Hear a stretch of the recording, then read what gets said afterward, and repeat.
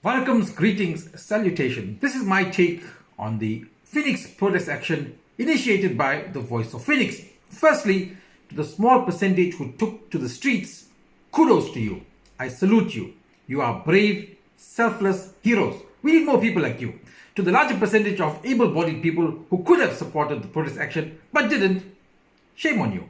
And ironically, it's most of you who complain that our community is divided, has no unity, we can't stand together, you say. Now, to the armchair critics, if you're not part of any civic or community structure, then shut your ass, park dom. It's amazing how you exercise your democratic right to freedom of speech and expression to criticize the efforts of others, but you do fuck all to effect any meaningful change in your community. Now, to Mr. Vasi Govender, the founder, one of the founders and the members of the Voice of Phoenix, well done on the initiative. Sure, people will talk about you, you could have done this better, you could have been more organized, etc., etc., etc. But the opinions of cakes don't matter. You are not perfect, but you have the community at heart, and you, sir, Mr. Vasi Govender, you took the initiative, and that makes you a leader. Now, our community bemoans the lack of leadership, but the moment someone steps up, we are the first ones to chop them down. And that's a fact. Ask me, I know. Remember this movement?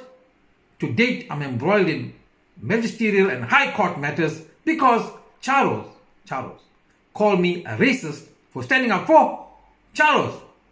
Yeah, ne? Listen, was this event a success?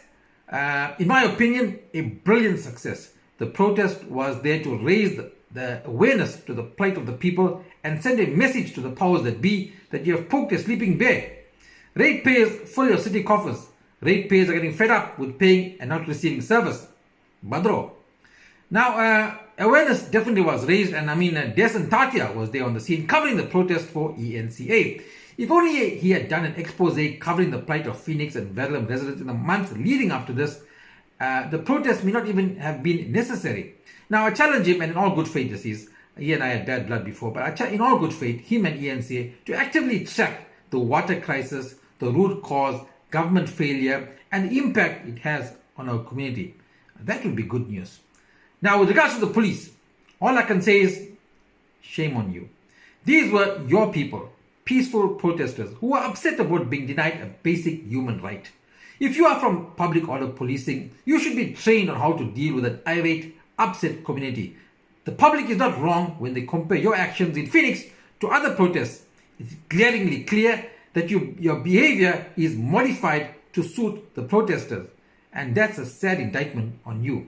And from what I gather, there were about 6 incidents of assault by the police on protesters. The one I want to focus on is this one, where the police officer in question slapped the protester while arresting him. Now, to the officer, I say, I've heard that you are indeed a good policeman and gets the job done.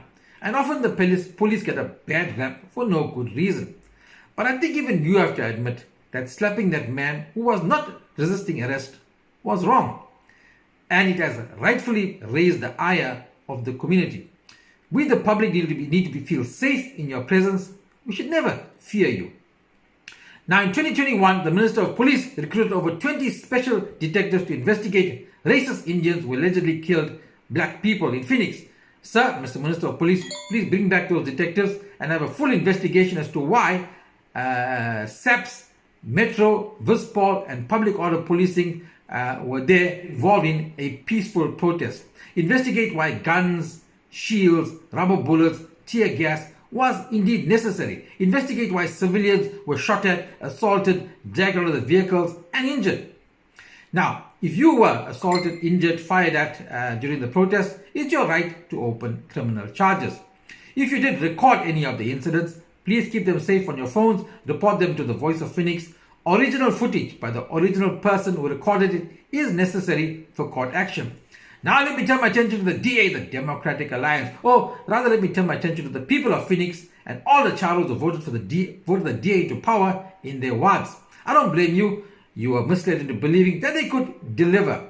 Well, it's time to change the status quo. Stupidity is doing the same thing over and over again and expecting a different result. What have you got to lose? Now the elections are coming up, national elections, and the sad reality is that most of you don't care. Apathetic. You'll say my vote doesn't count, won't make a difference, wada. Well, 2024 is a defining moment. The ANC is on its knees. Your one vote might just be the deciding vote. Don't be selfish. Don't worry about yourself. Vote for a better future for your children and your grandchildren. And if you're not already registered to vote, this weekend is the final voter registration. You cannot vote for change if you're not registered. You can go to a voting station in your area or you can register online. Easy peasy. If you need the link to register, WhatsApp me on 073-767-5836 and I will send it to you. And if you can, please support my events, my upcoming event, my Certified Mother Show happening in Cape Town, Dante's, Belleville on Saturday 2nd of March. Then in Midrand, the Swiss Club on 16th of March. And in Stanger, the Siva Sangha Mall on Saturday 4th of May. Until next time, dull what you must, dull what you crave. Don't dull with the charos. We keep it mother 7 days a week, twice on Sunday. Dondala with the masala, Panya Jira chili.